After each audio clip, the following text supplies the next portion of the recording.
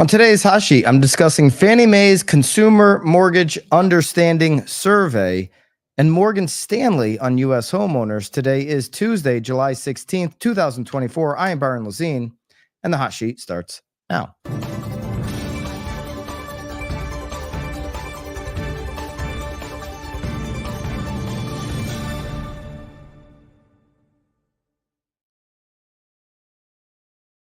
Good morning. Welcome into today's Hot Sheet. Let me know in the live chat which market you are tuning in from. This Fannie Mae survey just released, Mortgage Understanding Study. Fannie Mae conducted a consumer survey that uncovers opportunities to close knowledge gaps around mortgage qualifications and underscores the need to continue to improve the mortgage process. It's a 92-page consumer study, one of the most detailed and robust studies I've ever seen. We're going to be coming out with some articles on nowbam.com from the study, but I want to make sure that I break it down here for everybody on the Hot Sheet. You're getting it first. The articles are coming on nowbam.com, probably one later today and in the coming days. It's an absolute epic survey. We're going to dive into that in just a minute. But if you want to be part of the Agent of Change movement, that's helping close the knowledge gap from our industry to consumers. The knowledge gap that there are many, the DOJ in particular. I'm going to talk about the DOJ later today on the Real Word podcast, but the DOJ, the plaintiffs of some of these lawsuits, there are many out there that are trying to widen the knowledge gap. I don't get it. They're trying to create a playing field of less transparency for consumers. I don't get it. It's why I applaud this 92-page survey from Fannie Mae to give agents of change another tool. And if you're looking for tools, if you've been looking to your broker, maybe tomorrow marks exactly 1 month from August 17th, implementation of the NAR settlement. If you've been looking to the mothership of NAR, if you've been looking to your local board, if you're in California, geez, I feel for you if those are the forms that you're getting here early on. They've already changed and they're probably going to continue to change. I've talked about that the last couple of weeks on the Real Word. But if you're looking to all these sources that you would hope would be there for you, you would hope would have answers. If you're looking for tools as you approach 30 days out from August 17th, and you truly want to be an agent of change in this industry, you truly want to help serve consumers, then join me and others. Thousands of you have already signed up to BAM Barbecue, BAM BBQ. It's tomorrow, 12 p.m. Eastern time, 9 a.m. on the Pacific Coast, till 3 p.m. Eastern time. So 12 to 3 or 9 to 12 on the two coasts. You know the deal in between. BAM BBQ is our third virtual event of the year. I'm going to be kicking it off with Samantha DiBianchi. Sam is the first female ever to star on $1 Million Listing, the Bravo series. We're going to be talking about the state of the housing market and some of these changes that I just alluded to. Luca Cree is going to be talking about Facebook advertising, what you need to do to control your ad campaign here for the rest of 2024. Chris Smith, exactly what to say in this moment. What should you be saying in the next 30 days before August 17th if you're an agent? What should you be saying post August 17th? We're going to talk to Chris Smith about that. Tom Toole, how to manage your time around all of the chaos going on in real estate. Paige Steckling on how she's creating so many listing videos that are converting into business for her. I'll be moderating along with Eric the Broke Agent and Luca from Actually Agents. It's an absolutely free event. It's BAM BBQ tomorrow, July 17th from 12 to 3 p.m. Eastern. If you are truly an agent of change and you want to take control of the future of this business of housing, of helping consumers, make sure that you're a part of that free virtual event. BAM X members, of course, you get instant access replay for life as a BAM X member. If you're not a BAM X member yet, no worries. Use code HOT to get into BAM X right now and get a discount off of BAM X. Get it in at the lowest price by using code HOT. Got some surprises for that barbecue tomorrow as well, some giveaways. And of course, if you attended our last 2 virtual events, you know the entertainment factor will be ridiculously high. All right, I'm giving a ridiculously high grade to this Fannie Mae survey. Fannie Mae put together a 92-page survey, a consumer mortgage understanding survey. They want to close the knowledge gaps that exist between, or help close, between the professionals, the real pros in our industry. As Jared James said at our last virtual event, there's a difference between pros and amateurs.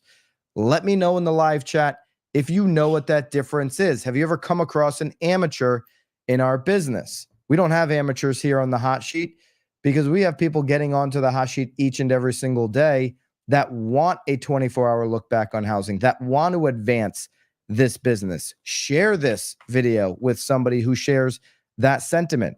And Fannie Mae wants to help close this knowledge gap. And I applaud Fannie Mae for the 92-page survey. Okay, they're helping us understand how consumers are thinking about right now, this moment in time. Is it a good time to buy? Of course, the answer is overwhelmingly no. We already knew this. But why do consumers feel like it's a bad time to buy? Is it just the rates, or are they waiting for something else? Only 19% right now feel it is a good time to buy a home. It's down from 62% in 2018. Okay, December 2018, 62% thought, yeah, this is a great time to buy. Okay, and remember, 18 and 19, inventory was gradually declining. It wasn't to the starved levels that we're at now, although we could get back to late 2019, early 2020 levels in potentially, just over the next few months, we could get back to that level. Depending, if we start to pick up here again after the 4th of July dip. We talked about that yesterday. But 62% thought at that point it was a good time to buy. Only 19% believe that now. 55% of consumers do believe it would be very or somewhat easy to get a mortgage. Okay. Affordability is cited as the reason for holding off. Okay. So high mortgage rates is one of the 3 reasons that affordability is the main issue for consumers. High home prices is the second. Okay. And this is in no particular order. Unfavorable economic conditions. That one's really interesting to me. Last night, there was the RNC, the Republican convention. It's kicking off, probably see it all over the news. It was kicking off last night and into the week. I don't know what day it goes on to, but it goes throughout the week from Milwaukee, Wisconsin. And one of the themes throughout the event, last night's theme was Make America Wealthy Again. Okay, I'm not promoting anything. I'm just giving you some facts here of how it's in line with this Fannie Mae survey of how people, everyday Americans, feel. And they had this segment on there called, a message from everyday Americans. They'd get up on the stage and they'd deliver a message. If you've ever been to a Tom Ferry event, he has the first day, he has Tom X Day, where he's got agents giving, little 20-minute, 15-minute, 20-minute, almost TED Talk style conversations. Okay. This is kind of the same thing. The first day of the, event, conference, whatever you want to call it, you've got everyday Americans delivering a message and some type of talk. And in those messages, as well as other speakers, there was a lot of talk about not being able to afford a home, and then being able to, get into an economy that's better for everybody. Okay, so this better economic conditions is high on the list. We talked about it being number 1 for Gen Z and for millennials. That was a statement that was also made last night that, young people just can't afford it. We've covered some of the basic differences in what it takes to buy a home today as opposed to 10 years ago. What's it take for a Gen Z, person to buy a home today than it was, 5-10 years ago for millennials? The gap continues to get wider. Okay, so this economic condition is a huge contributing factor, not only to how people are going to vote in November, It's a huge contributing factor to how the consumers feel about their ability to buy and if they're going to wait for a better economy. Now, we didn't hear many solutions out of that event last night. We rarely do. We don't hear them from either side of the aisle when it comes to housing. Of course, the other side of the aisle wants to make noise while the Republican National Convention is going on. Saw this headline yesterday. Biden administration to unveil new actions aimed at lowering housing costs. They released this strategically yesterday when the RNC was doing Make America Wealthy Again Day to kick off their conference. They knew housing was going to be, and the economy was going to be, a top talking point yesterday. It was a money day for them. So strategically, they released this, unveiling new actions aimed at lowering housing costs. The announcement comes against the backdrop of the Republican National Convention, which nominated Donald Trump as their candidate last night. White House plans to unveil these new actions to lower the cost of housing. President Joe Biden will call on Congress to pass a law that would ensure landlords capped rent increases at 5% are phased out, losing out on federal tax breaks. It's taken up by Congress. The plan would apply to landlords who hold more than 50 units, meaning more than 20 million units nationwide could be affected. This was one of the talking points last night that says, hey, when they're talking back and forth about the different, sides of the aisle, hey, the other side just wants you to rent. They want you to be a renter forever. This might be fuel for that. But we've seen this from both sides, to be fair, in the past. We've got to fix this housing problem. In fact, we've seen public press releases from the White House, this current administration. I've covered them, that are more like suggestions. This is another one. It's a headline. Needed a headline yesterday. It's a headline basically saying, I'm going to suggest this to Congress and whatever, typically nothing happens. But this Fannie Mae survey and how people are saying that they're going to vote in November are both in line with one thing. They want a better economy. They want to feel better about the economy. They want more money in their pocket to be able to feel good about buying a home. Housing affordability over the last 3 years has gotten unbelievably out of reach. Housing affordability is cited the reason to hold off. You have home price growth of 57%. Supply of existing home for sale is down 35%. This is Fannie Mae Home Price Index and then NAR home supply stats. Median household income since 2018 has increased. It's gone up 28% from quarter four of 2018 to quarter four of 2023. Okay, but that's not in line with the home price growth of 57%. The 30-year fixed mortgage rate has increased 53% since 2018. Okay, and 2018, let's go to where 2018 was. Okay, 2018 was not, I'll go to 2018 right now on Mortgage News Daily. 2018 was not the levels that we saw it get down to in 2020, 2021. If we go to 2018, I'll go to it here. Mortgage News Daily, July 15th, 2000. Oh, that's 2019. Why did it give me 19? I want 18. Come on now. There it is. 2018, even higher. 2018, you saw on July of 2018, you saw a 4.64% increase, 4.64% 30-year fixed mortgage. Okay, so 4.64, we're not even talking about a 53% increase, obviously, from the lowest, the 2.5s and the 3s that so many are locked into.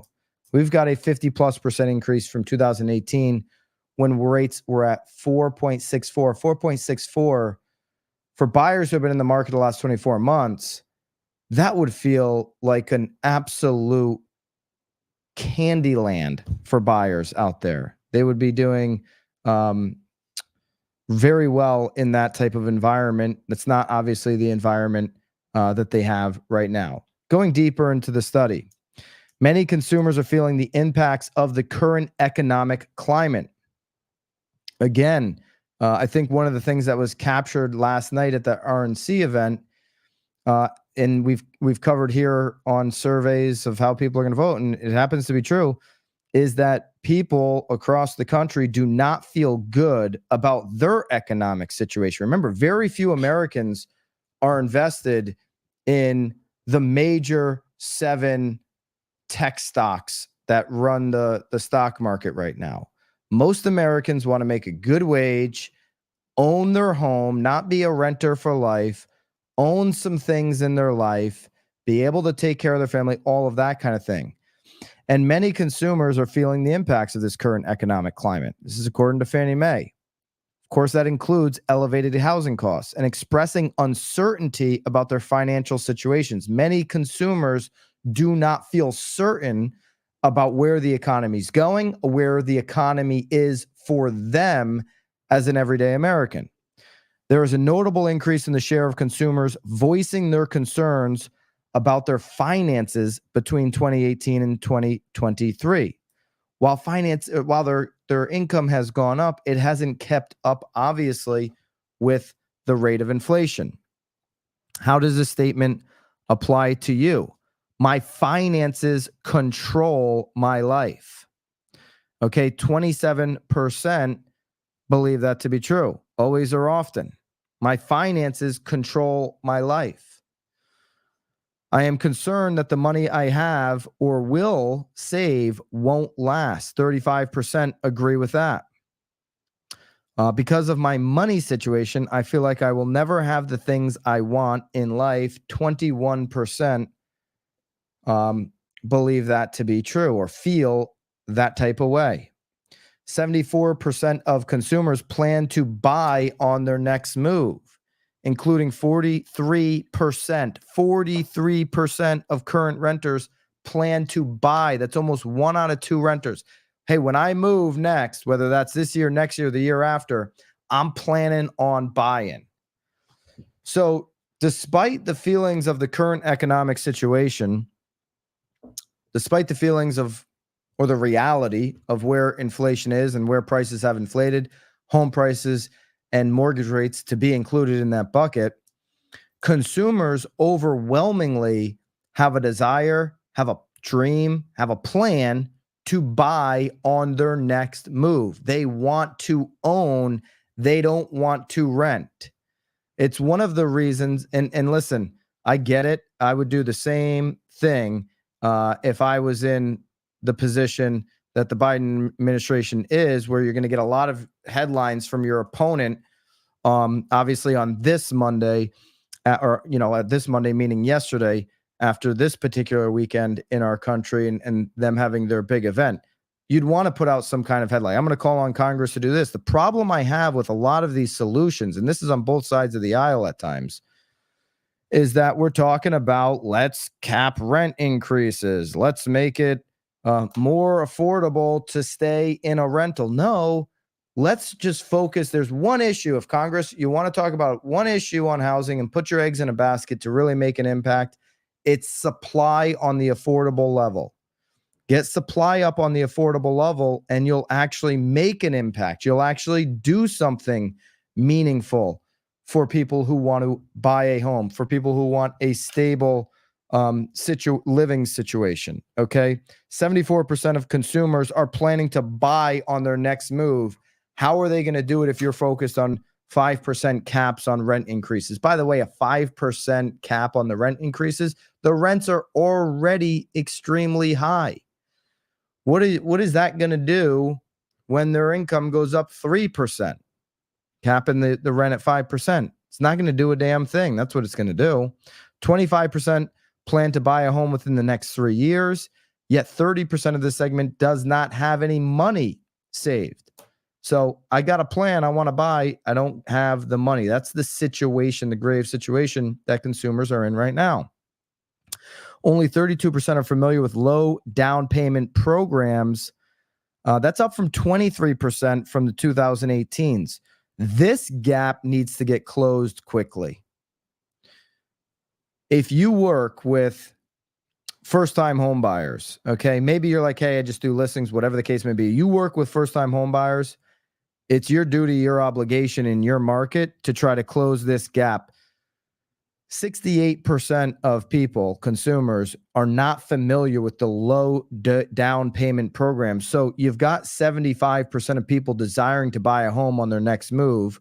43% of them are renters right now. 43% of renters want to go and buy a home on their next move. They're passionate about buying homes, okay? Yet 32% of consumers are familiar with low down payment programs. There's some really good programs in every single state across America right now. Time to own programs where there is literally a pool of cash sitting there waiting for consumers to go ahead and take advantage of it. If they're not educated, if they don't have this, this information, this knowledge, how can they ever take action on it? I'd encourage you to, run an ad on it, put a piece of content together, use this headline, this 92-page survey, our hot sheet show notes, all of that stuff will be uploaded into BAMX today. There's a number of different charts downloads today. Use code HOT to get into BAMX, of course. I'd use that as a headline and say, here are the programs in our state. Okay.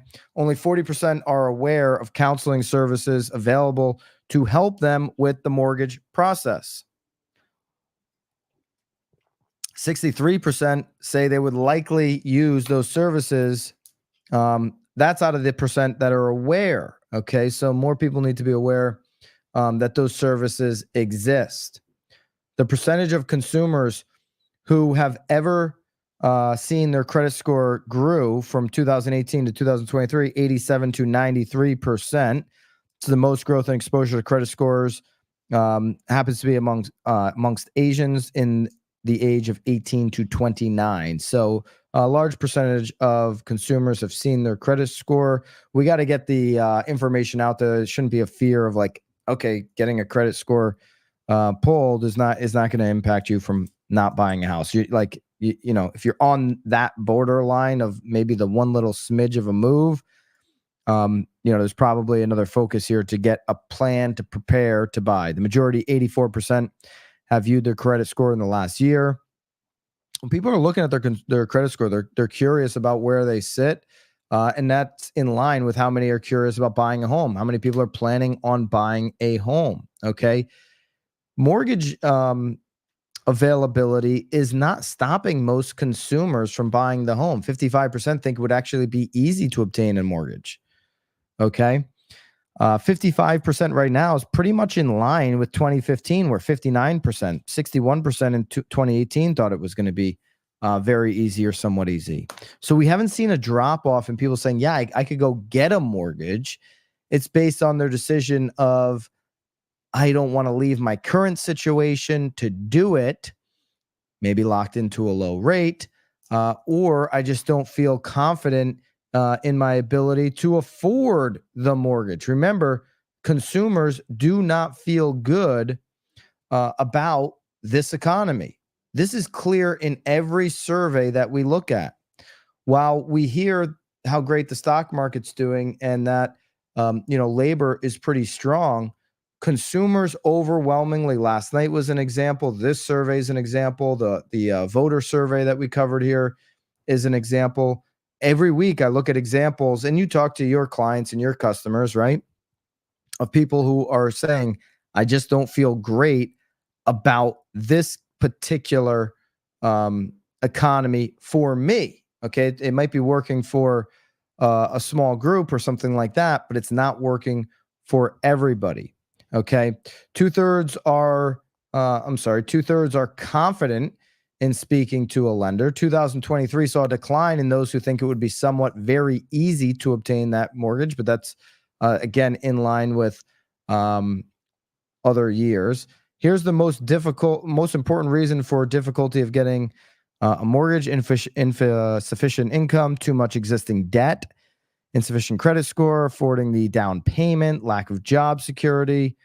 Those are some of the key factors. And sufficient income, 20 leading the charge at 24%. The share of consumers who choose to rent because they do not think they would qualify for a mortgage increase in 2023. 24% renting is the more affordable option.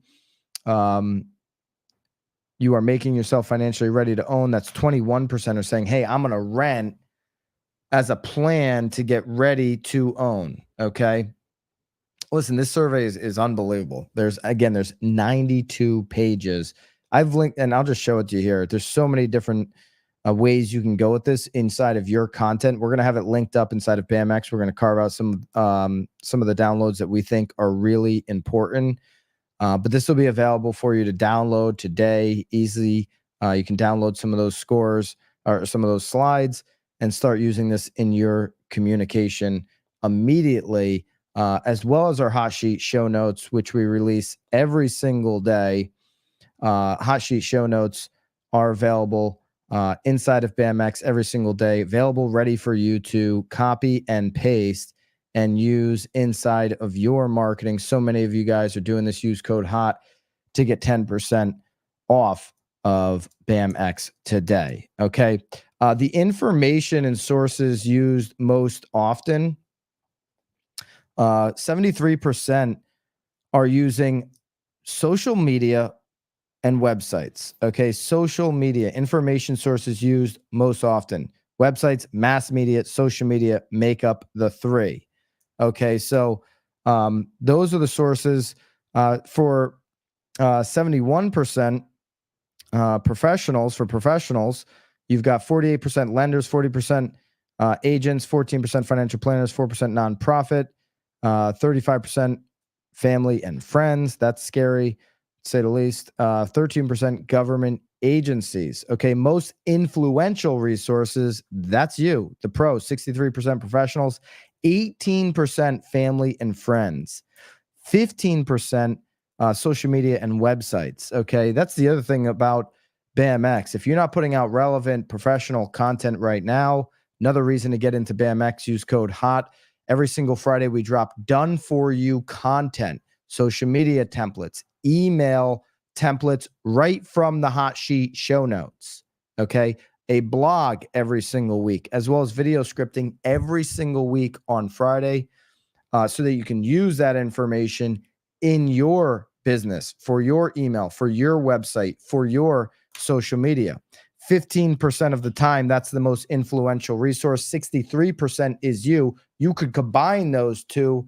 Obviously, social media is a gateway for them to get into a conversation with you. You need to cut the line on the 18% of family and friends that are making an impact on folks' decisions. I just talked to a real estate agent who's working a 40 to 50 hour job somewhere else, brand new agent. And he's like, I got a question about my client. I said, hey, I'm curious, who's your client? He said, well, it's my sister. I said, of course it is. Of course it is. You're a part-time agent. Why do you think your sister is working with you as opposed to a pro? I'm just curious. And the answer was, well, she's my sister. There's trust there. There's influence there. Okay. Family and friends are going to feel a natural comfort level and feel like they can have a part of that process. I think if anything else, that conversation there is a consumer insight for every single agent. Why do they choose family members or friends for advice or even part-time representation, knowing that there's probably agents way more trained, way more experienced? It's that trust factor. It's that factor that they're going to have a say in the process. Financial situations here to wrap up on this. 45% have money left over at the end of the month, while 55% feel they are strained due to finances. The mean amount of saving investable assets is $203,000. The median is $75,000. 2/5 have less than $50,000 in savings investable assets, while 1/4 has less than $10,000. The consumer survey, again, there'll be some articles coming out on nowbam.com. I encourage you to check those out, as well as the 92-page survey. There's a lot of information that you can use in your follow-up and in your communications with your database. Remember, as you're educating folks, as you're closing the knowledge gap, understand that consumers do not believe this is overwhelmingly do not believe that this is a economy that's working for them. Last night, again at the RNC, they're going to push the fact that Americans can't buy a home, although 4 million Americans will buy a home this year. They're pushing the belief, the obviously reality that it's unaffordable for many. We've seen those numbers decline, and that would be true. Oftentimes, it does lack plan. When the Democrats have their event, DNC, they won't say the last 3 years Americans can't buy a home, but they will say we need to make changes to help people with home ownership. They'll say that the other side isn't allowing them. Unfortunately, neither side has a plan. You in your community can be an agent of change. You can help people create a plan, build a plan. 73% of consumers on their next move want to buy a home. They want to own a home. They don't want to be a renter.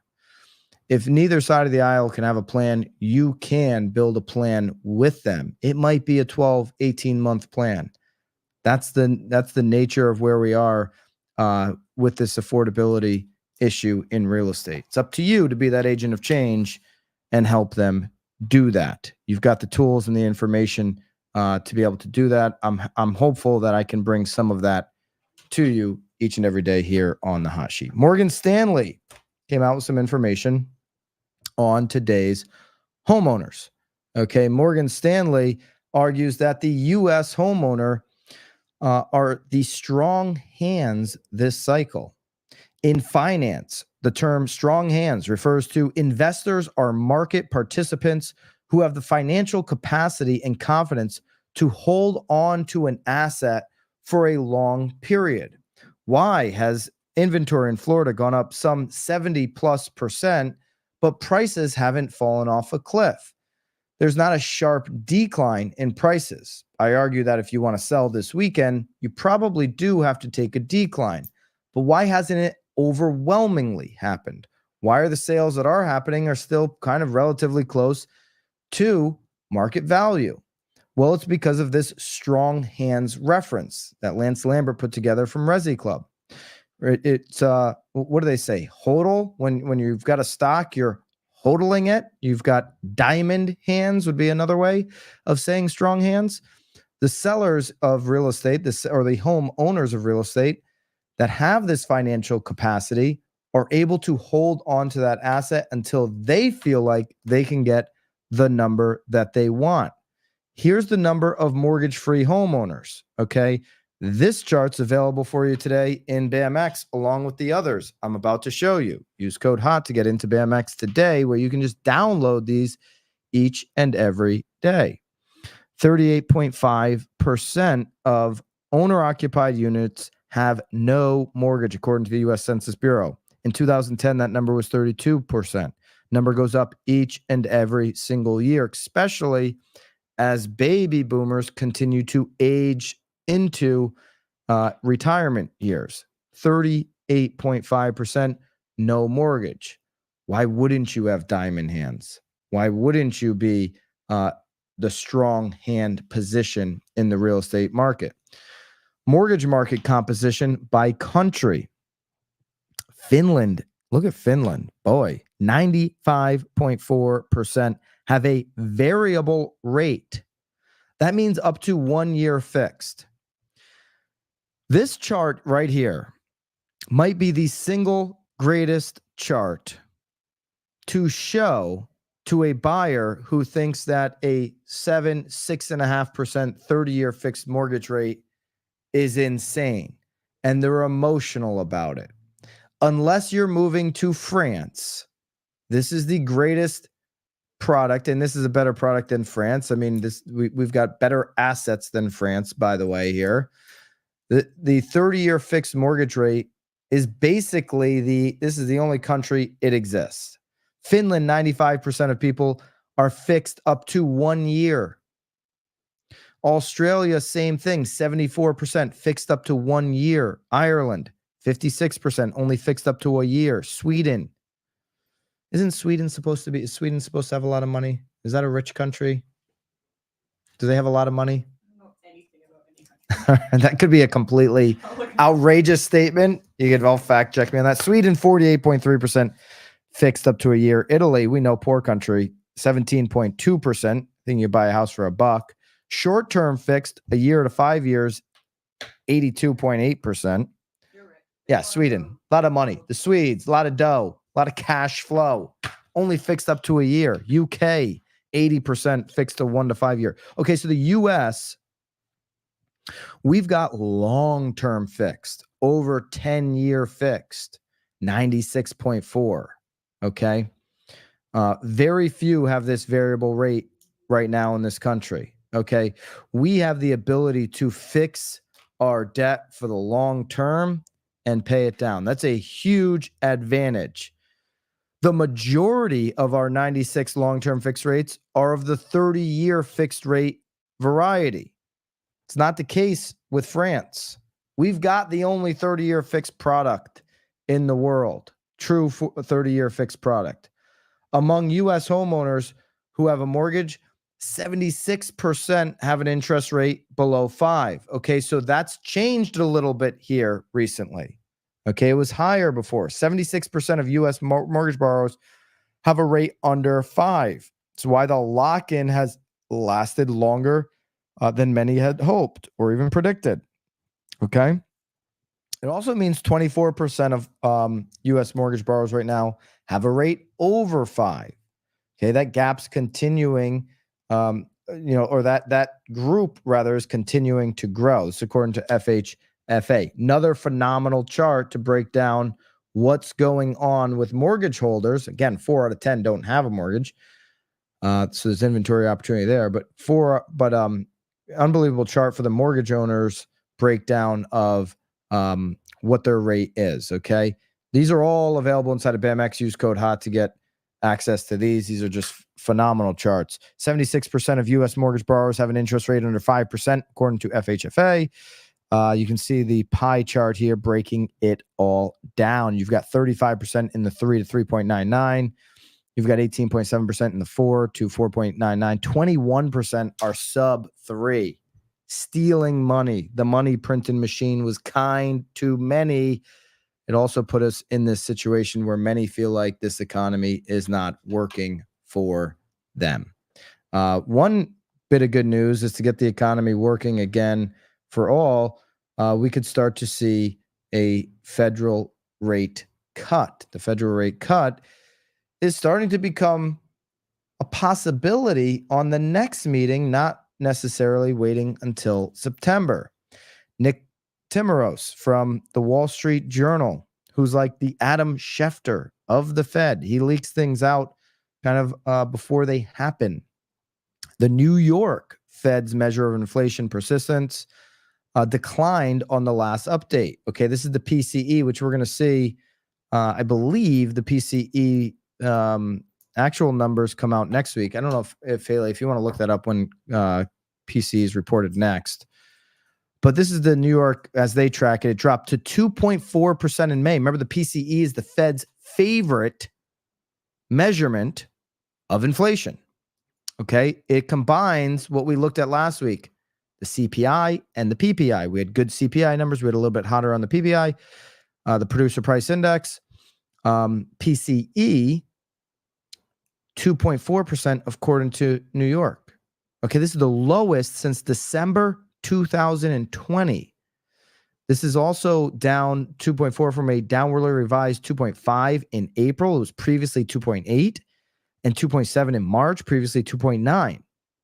So New York Fed showing PCE it has some real disinflation happening here.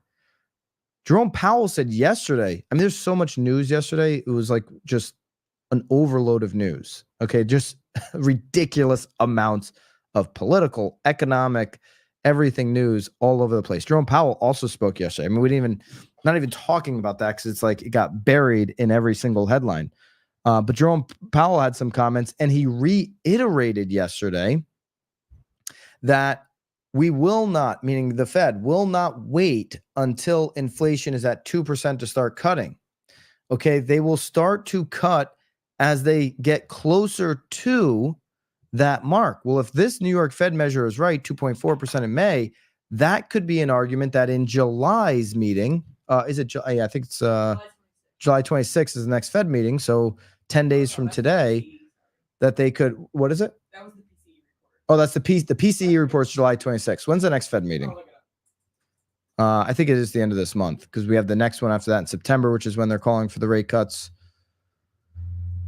July 25th and 26th. 25th, 26th. Okay, so you got PCE on the 26th, so it really won't impact that meeting. They'll probably have the information before the meeting, but there's more belief now that you could see a rate cut happen 25th, 26th. Of course, Jerome Powell will speak on the 26th. Getting an update here on 10-year. This is where we're at today. Right now, 4.209. Had a little uptick here this morning. Obviously, we saw yesterday late in the day drop down to under 4.18 and now back up over 4.2.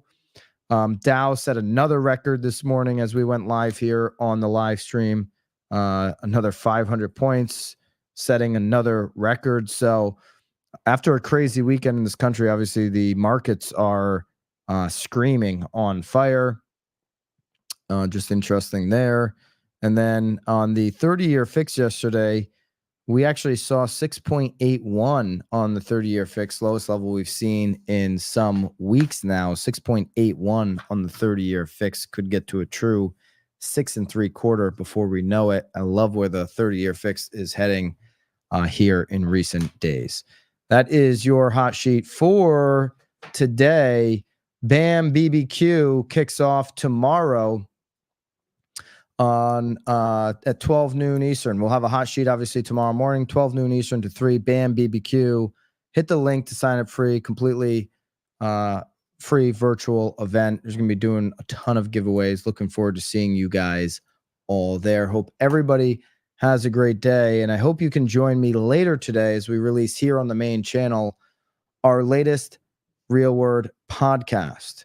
Here's a headline from the Wall Street Journal. The DOJ asks, does the landmark real estate settlement go far enough? The DOJ does not like real estate incentives. In fact, they don't even appreciate, I would say, what real estate agents do. The Justice Department has gone after business in almost every sector, not just real estate. And there's some new DOJ commentary that we're going to cover on the Real Word podcast. So make sure you subscribe to this channel. Join me back later this afternoon for the newest Real Word podcast, where we update you on that and what's going on with these forms as we sit 30 days away from August 17th. A lot going on. Stay with us, and we'll see you back here tomorrow and later on the Real Word. Until then, toodaloo.